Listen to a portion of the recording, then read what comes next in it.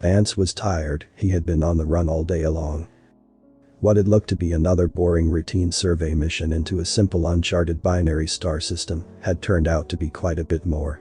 Stopping for a quick breather, Vance pulled out his hydro flask and took a long pull of the lukewarm water. It might have been a bit stale, but to him it tasted sweet as cherry soda. The hydro flask sealed with a pop as he replaced it on his belt. It would slowly draw moisture from the air and condense it inside, refilling over time. Good thing too, this planet seemed to be a never-ending desert. Everywhere he turned to look, the relentless twin suns beat down on his thick gray fur, causing him to pant heavily as he tried to cool himself down futilely. Vance was Ian, a member race of the Sapient Congressional Union. He stood just under 2 meters tall, though his shoulders were hunched and his long arms were held at a low, ready by his sides. His slightly werewolf-like features were currently scrunched into a scowl as he surveyed the surrounding landscape, trying to determine what his next move should be. That's when he saw it, on the horizon, smoke. Smoke meant fire, and as so often was the case, fire often meant people and civilization. A destination in sight and a goal in mind, he was now feeling much better about his situation. Vance took a few minutes of walking along the endless dunes to once more marvel on his situation. The fact that he was able to breathe without his constricting environmental suit was a miracle. Naturally, habitable planets were rare, not so rare as to be non-existent, but rare enough that his chance stumbling blindly across one was likely a once-in-a-lifetime experience. Well, once in a lifetime, if he didn't find shelter, was a near guarantee. His people had evolved on a cooler, more temperate world. The Yin home world of Bright Moon was a temperate world with large polar regions and thick evergreen forests that covered much of the planet's surface. This relentless heat was slowly but surely killing him. If he didn't find a place to cool off in the next few hours, he was likely to suffer heat exhaustion and die. Vance shivered at the thought. His mummified remains would be lost to the endless sands of this cruel desert. He looked forwards again, the smoke did in fact seem closer, now that he really scrutinized it. He grinned, pointed carnivore teeth bared in a terrible grimace. Any non-herbivore species able to see him at that moment would likely have had a fit. His bestial features less sapient in appearance than most other known races. While this did not frequently bother him, it had on occasion caused some small disturbance to other member races. In particular, dim-witted humans. He snarled quietly, the SCU had only made contact with his people 40 years in the past. Plenty of time for the other member races of the Union to become acquainted. But they hadn't. It seemed that many of them harbored an instinctive mistrust towards the Yin. Whether it was born of ancestral fear or prejudice meant little to Vance. It was wrong. There were even whisperings of succession in some of the more extreme circles. It would never happen though. The Union was truly vast, thousands of inhabited worlds spanning thousands of light years, and with a population numbering in the hundreds of quadrillions of sapient beings. There was no realistic way that their tiny population of a few billion could hope to stand up to the might of quadrillions. He put thoughts of rebellion out of his head. The Union wasn't some tyrannical galactic empire after all. They did seem to have the best interests of their citizens in mind, most of the time. He thought silently, bitterness re-entering his thoughts in spite of himself. The smoke drew steadily closer, thoughts of what kind of strange people might inhabit such a desolate world caused his mind to enter a tizzy. From what he knew of desert creatures, they tended towards the more insectoid, or reptilian. Mammals were a rare sight on such worlds. Would they accept him as a sapient being? What if they tried to kill him? Dark thoughts of murder and cannibalism entered his mind unbidden. Such creatures existed across the Union, flesh terrors, and the other psychotic bloodthirsty pirates that frequented the less populated regions of the galaxy. Was it possible that the indigenous people of this world would be the same? His ship had not detected radio signals before he had mysteriously lost power. Only by switching to his secondary generator had he been able to prevent himself from becoming a glassed crater in the planet's surface, barely. His ship had suffered catastrophic damage in the landing, and he had decided to try and scout out the area. That's where he had made his first mistake. He had oriented himself towards the morning sun and started off, but soon after the first had risen, then another sun had made its presence known in the ever-brightening sky. His compass had been useless, and his trail had been obscured by fresh-blown sand. Soon, he had found himself hopelessly lost. With no landmarks to follow, and two suns causing him to confuse the direction he had come from, he had started to lose all hope of making it off the planet alive. But then he had seen the smoke, like a beacon. It inspired hope in his chest. He took another large panting breath before taking a moment to rest in a shallow hollow. He cocked his head as he spotted the first life he had yet seen on the planet, a small scraggly bush, barely alive by the looks of it. Its wood was covered in gnarls and gray twigs, knobby and blistered by uncountable days of exposure to the harsh elements. Still, where there was life, there was water. That was a good sign, as he was drinking from his hydro flask faster than it seemed to be able to replenish. He took another deep shuddering breath. His break had done nothing but drawn attention to his aching muscles and sore joints. Walking for hours through the soft sand had turned his legs to jelly and his feet to raw meat. His large clawed paw-like feet generally had no problems with the terrain, but the hot sand had slowly begun to scour the softer flesh between his toes. While he wasn't bleeding yet, the flesh was raw and tender. He knew that he would have to clean them soon, so as to prevent potential infections. Vance had received a universal inoculation when he had turned the age of 12. But while it was essentially an immune booster, it was not a cure-all. One could still get sick. The inoculation simply boosted the natural strength of his immune system. The result was near human levels of disease resistance, but at the cost of becoming quite tired while fighting off an infection. As Vance crested the next rise, he froze. The cause of the smoke was now directly in front of him. The low-rolling sand dunes gave way to an expanse of flattened earth, less sandy, more dusty. In the middle of this flattened land was a large sunken pit of some sort and a low hut-like structure. The hut was the cause of the smoke, the structure charred and covered in strange marks. Vance hunkered down, all thoughts of his sore muscles and raw feet forgotten, as he observed the scene.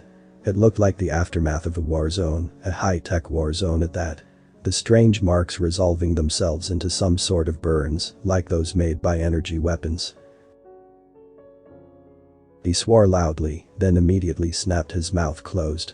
Whatever or whoever had caused the damage might still be nearby, and from the looks of the place, they would likely not have his best interests in mind either. He waited a full 10 minutes, but no enemies appeared.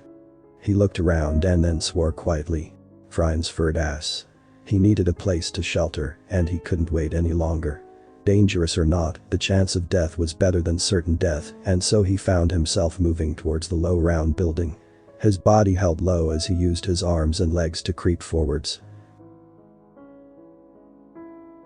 He reached the side of the building and stopped. A new smell reached his strong senses. After nothing but the hot, slightly metallic smell of the dunes and his gear, it was a bit of a surprise to smell something different. He smelled burnt flesh, the smell making his mouth water slightly. He had not had fresh meat for months, subsisting off the dried and freeze-dried rations he was provided with by the company. His stomach growled involuntarily and he swiped his tongue over his lips. He had a bad feeling that what he was about to find might not be a delicious home-cooked meal though. Sure enough, as soon as he crept around to the front of the building, he recoiled. In front of the door were the charred remains of two creatures, strangely familiar, but unrecognizable due to the damage. He looked closer despite his disgust. The creatures looked far too familiar, 2 legs and arms. A body shape similar to that of a human. But that was not too surprising, he surmised. More than one of the Union member races seemed to take after that appearance, humanoid, as the humans called it. And of course they would, they named everything after themselves, the selfish hairless pack breakers. Vance snorted, trying to get the smell out of his nostrils as he slunk by into the building itself. The building was larger than he had at first supposed. The doorway turned out to be a set of stairs that led underground in the direction of the large pit he had observed earlier. They must be a burrowing race, he thought idly as he descended into the structure. Indeed, as he reached the bottom of the stairs, it opened up into a small house built almost entirely underground. Though one of the rooms seemed lit, it must connect to the large open pit. The room was scorched, the look of a fire that must have raged out of control. Even with the oppressive smell of char and soot, it was cooler than the surface. He located what looked like the remains of a stool and wiped it off before sitting. He gave a long sigh before taking another long swig from his hydro flask. It felt good to be sitting, his aching muscles and feet groaned in protest as he tried to regain his strength. After a few minutes, his breathing had slowed and he was feeling much more comfortable. He flexed his feet. He needed to find something to wash them with. He looked around. He couldn't see any obvious means of water storage. The planet was hot and dry. But surely the local life drank water, or at least knew of its existence. He stood, wincing slightly, as his sore feet protested. The sand between his toes, a constant sting. He limped over to the far wall and moved a few charred items off a nearby shelf. Nothing of use it seemed, then he stopped. He looked at the end of the counter, before moving quickly towards a large box at the end of the counter. It looked like. Yes, he said triumphantly. It had been some sort of refrigerator. It seemed that whatever damage had been done to its exterior was entirely superficial, as the inside lit up dimly with a soft bluish glow as he opened it. He grabbed for the large container of clear liquid on the uppermost shelf. He was about to take a deep drink when his common sense stopped him. He had no idea what the liquid was. It could have been almost anything, so he pulled out a small analysis tool from his belt.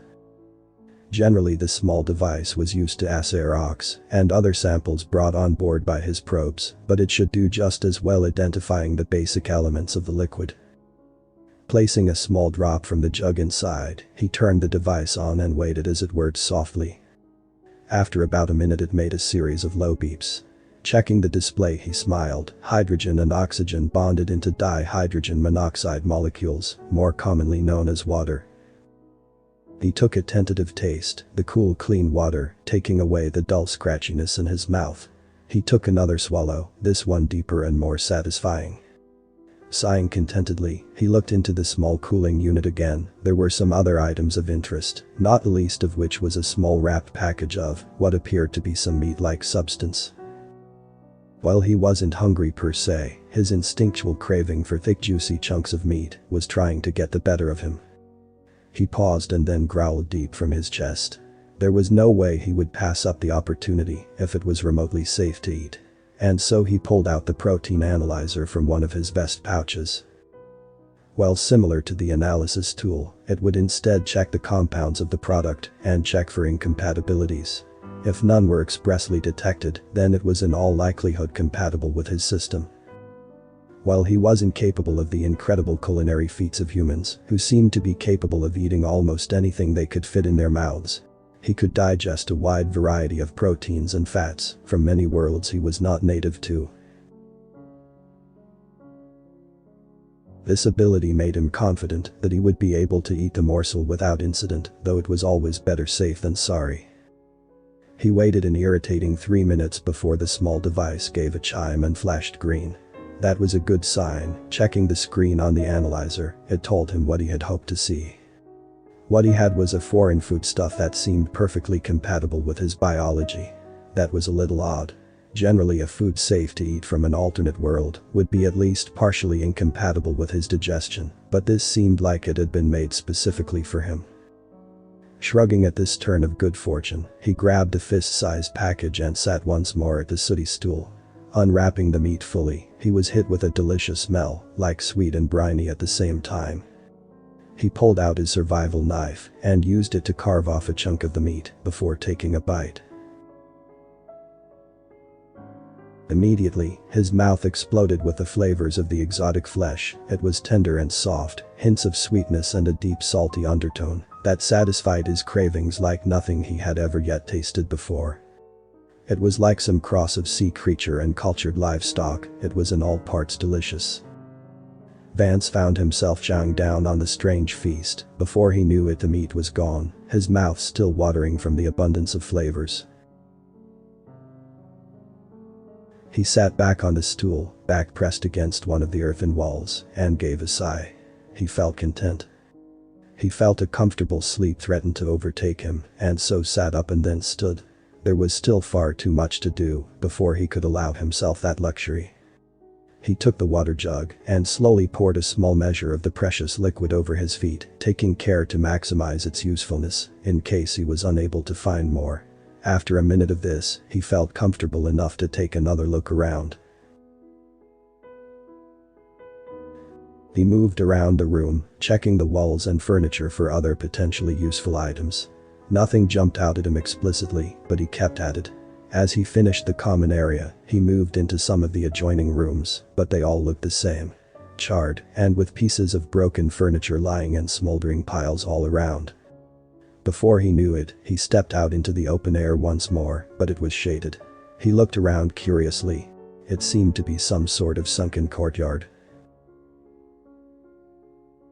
Along the walls were what looked like some sort of long boxes connected to the metal walls with pipes and wires.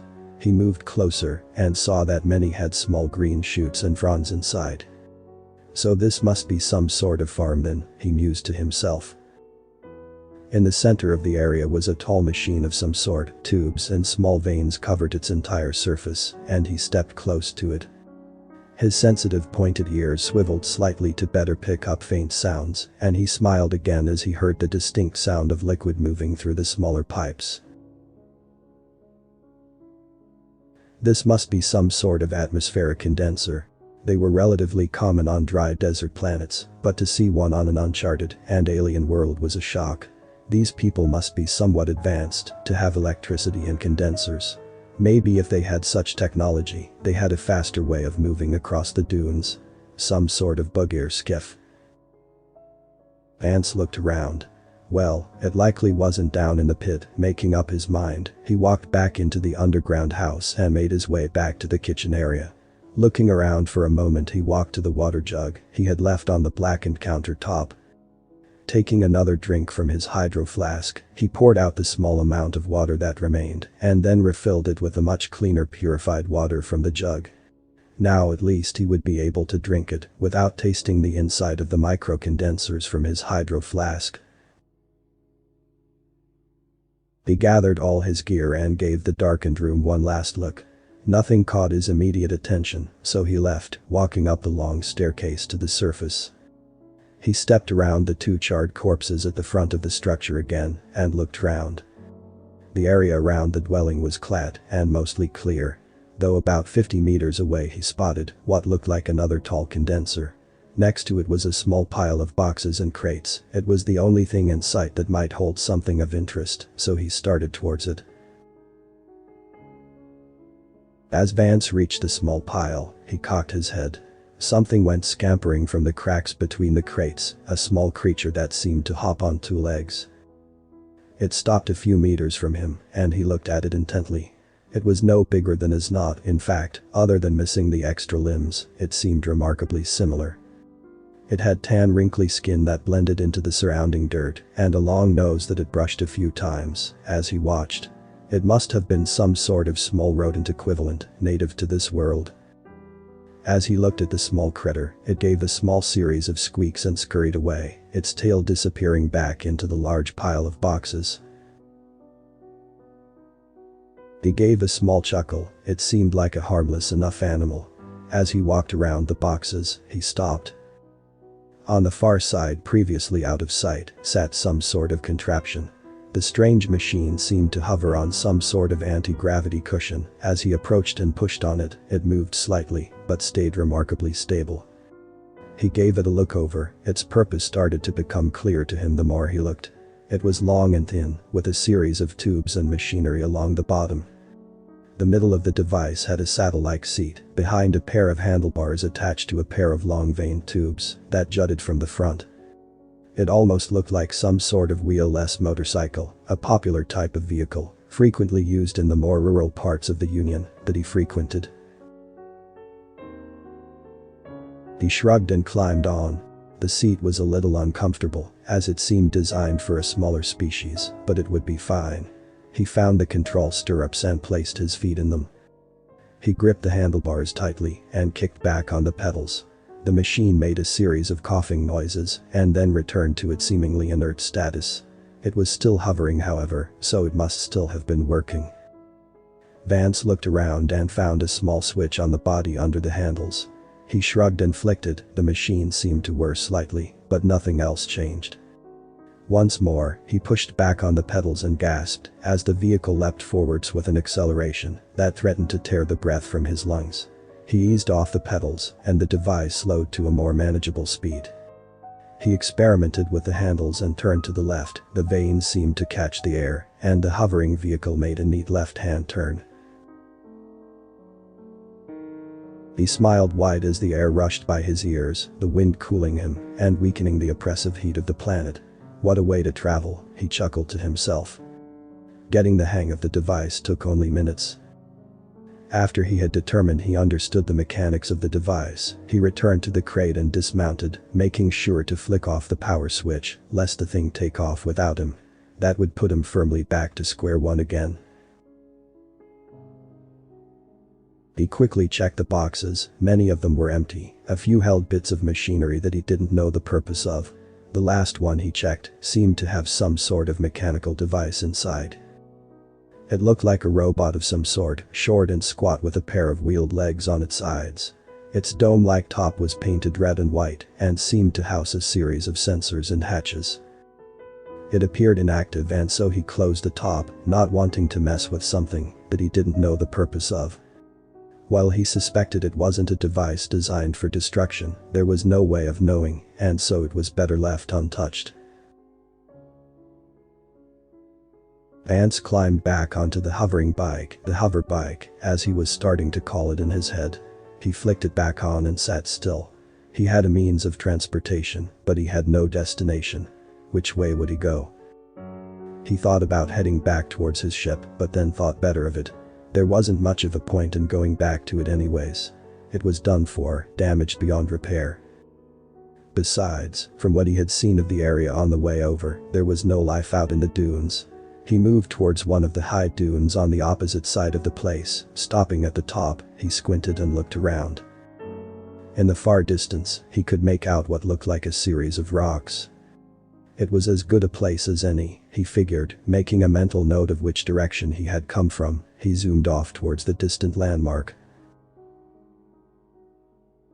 If he considered the rotation of the planet and the rising of the suns being to the east, as was common, then the direction he was heading was roughly north.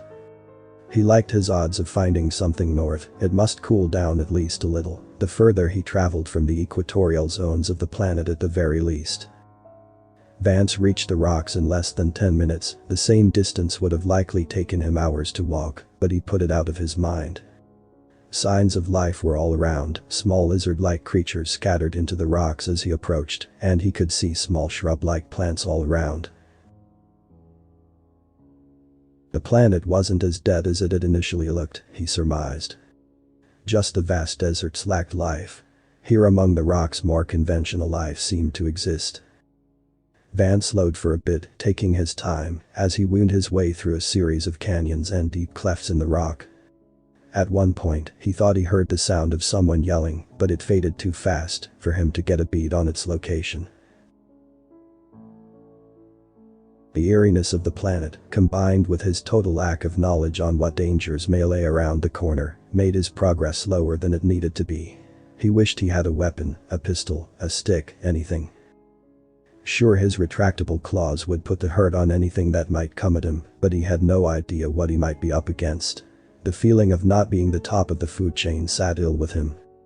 His hackles rose, the collar of fur longer and shaggier near the back of his neck. It had evolved that way, to protect the neck from being an easily exploitable weak spot.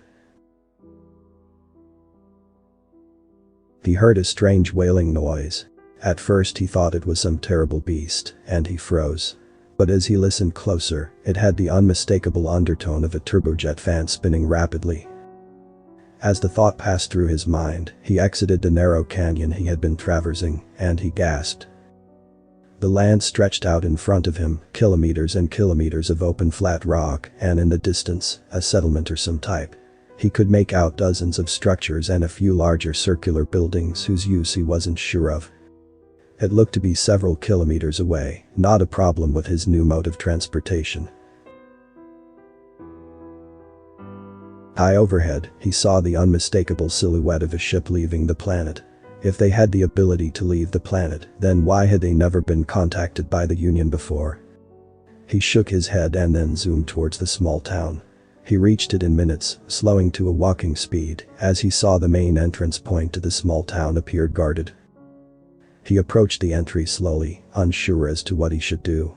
He was obviously not the same species as the two white armored soldiers manning the checkpoint. They looked humanoid in shape, whereas he was much taller and lankier, his arms longer and his back hunched.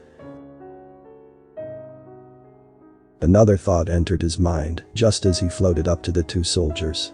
How would he communicate? He racked his brains furiously as he tried to think of a solution. He waved at the two soldiers as they walked over, and then nodded in a polite manner. He would just have to pretend to understand and hope nothing made them attack.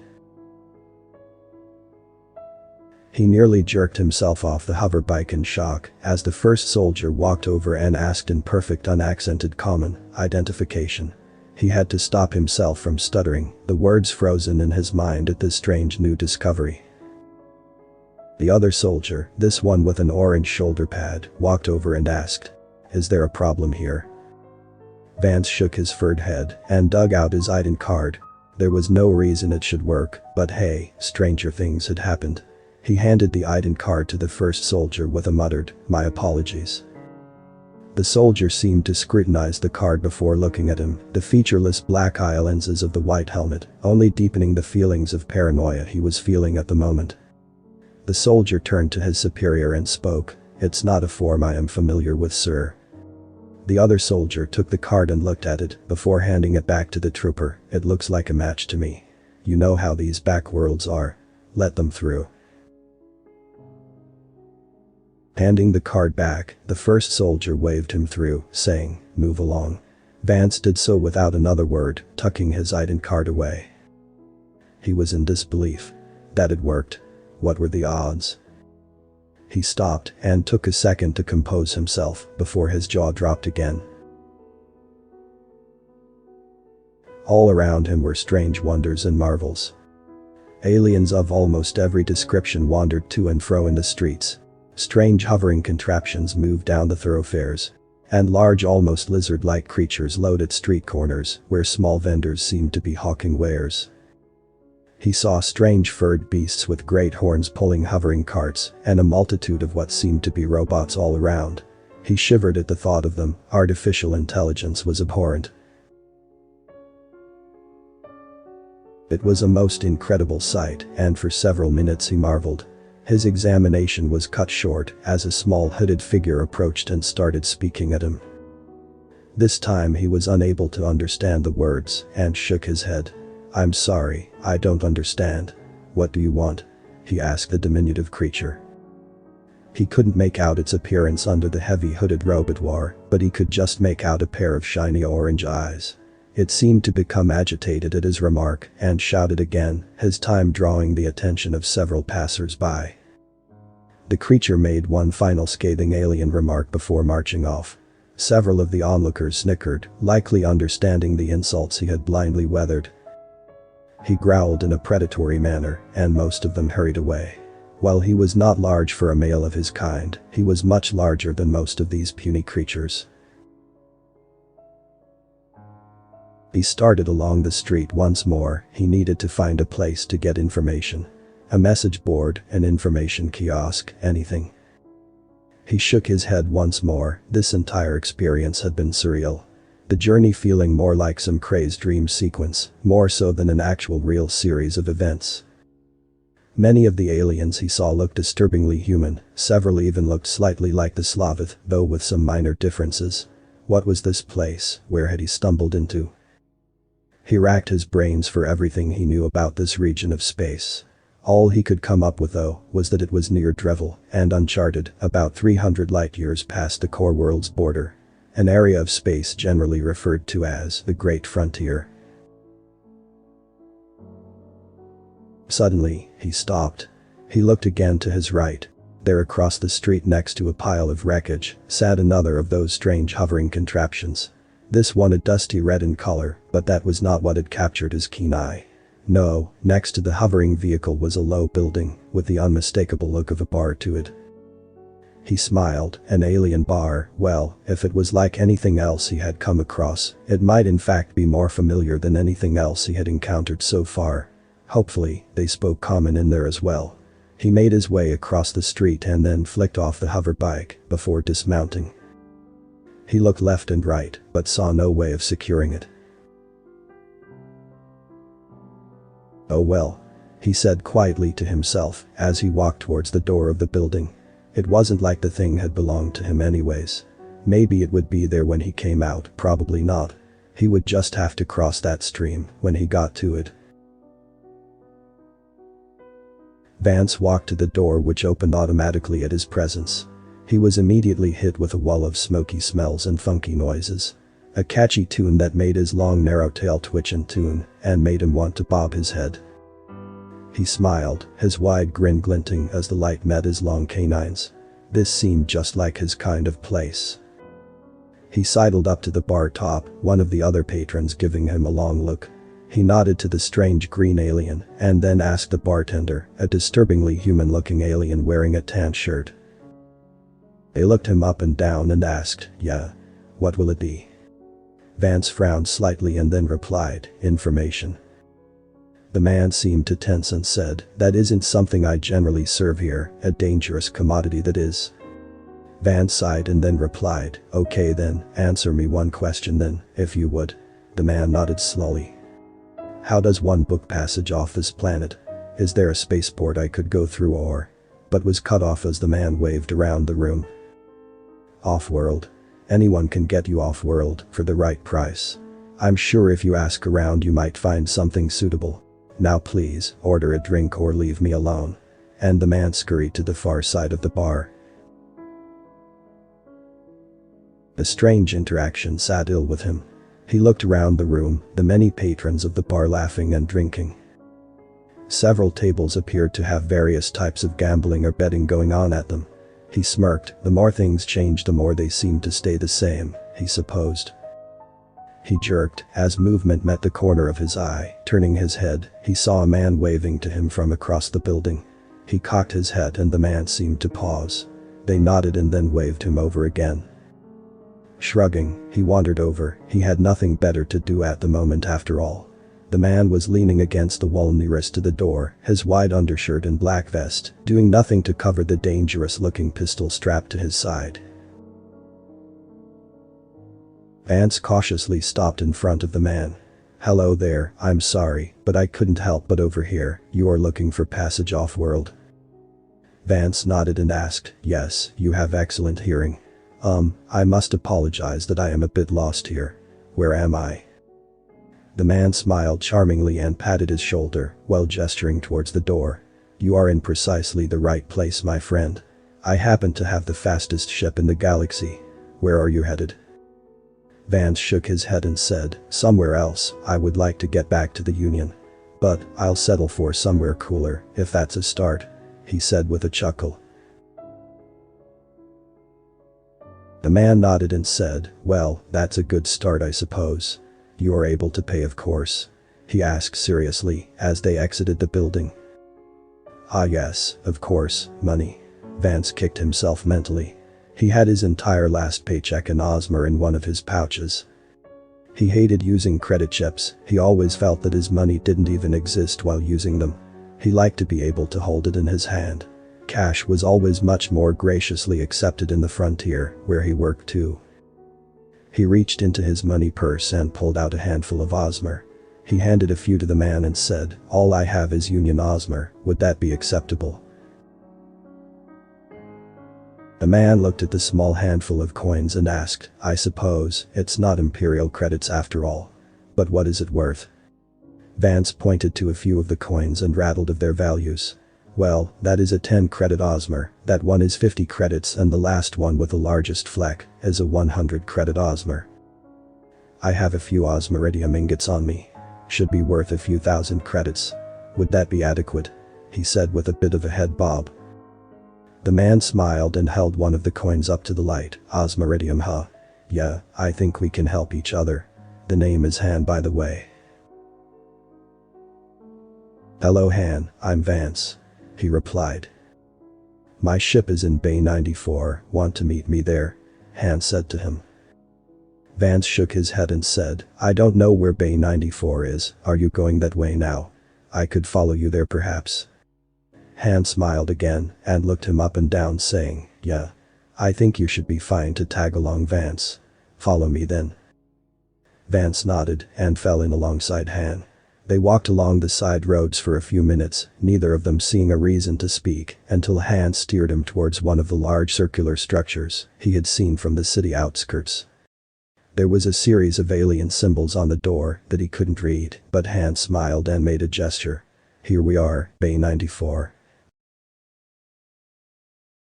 Vance walked inside and frowned as he saw what looked to be a pile of scrap in the rough shape of a starship, a design he was wholly unfamiliar with. What is that? He asked, unable to keep a bit of the shock from his voice. That? Han asked. That's the ship that made the Kessel run in less than 12 parsecs, friend. And time is money as they say. Please welcome yourself aboard the Millennium Falcon. Vance looked at the ship, its rough features giving him pause. His trained eyes soon looked deeper though, under the scrap and grime he began to see it, the lines of a ship designed for power. He stood for a moment longer and then turned to Han. The man asked, well, what do you think? Vance gave Han a wide toothy grin as a new hope began to form in his mind and said, I think it's perfect. End of transmission. Author's name and the link to original text is in the description. Consider tapping the thumbs up and pressing the subscribe button if you enjoyed this video.